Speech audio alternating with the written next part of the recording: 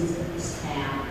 We were waiting for an hour and a half before this meeting started. And I think that's a lot of nerve, especially since you had these kids from 7:15 who were told to be here at that time. There should be something done about that.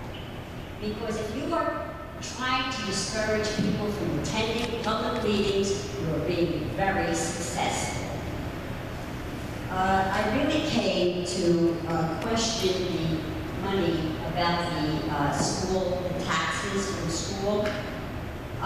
Mayor Scarpelli told the Journal, I have a paper here, that it's a sensitive issue to increase the tax burden. The commissioners have taken all steps to control the situation. My question is, what steps have you taken?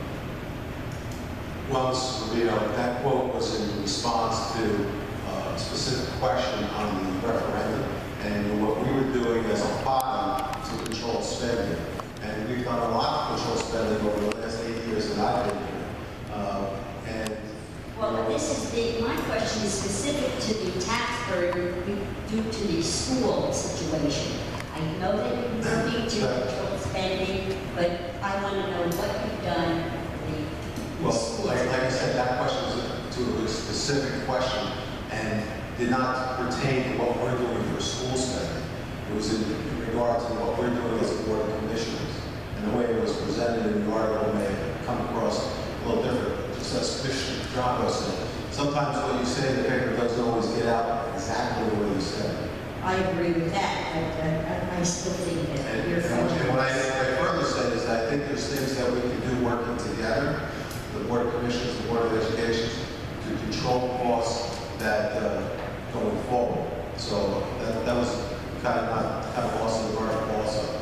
But I do want to apologize to everybody for our lateness. Unfortunately, one of our professionals had a schedule conflict that we needed to get done while he was able to do that, and that was unfortunate. I don't mean to contradict you, but I've been to other meetings in previous years, and the same thing has happened. It is nothing new. It's not to discourage public participation. I can assure you that. Sure as heck seems it is. There was another comment made about from Mr. Genetempo in the paper about the property values of this town going up because of the schools being improved, so to speak. And he said that trailers are not the answer. And my question is, why not? If you lease a trailer, it's much less expensive. You don't have the cost of the building. The trailers are very, very nice from what I understand. They're like regular classrooms. You wouldn't even know that you were not in a school building. And as far as property values, what good is it if your property value goes up, but you can't sell your house because your taxes are so high, like paying another mortgage? I've said this at other meetings. When the board went around from school to school, I've made that comment in the past. And also, the gyms aren't educationally sound. Well, what does that have to do with anything? What's wrong with our gyms? 100 years old? Well, they're just a big room with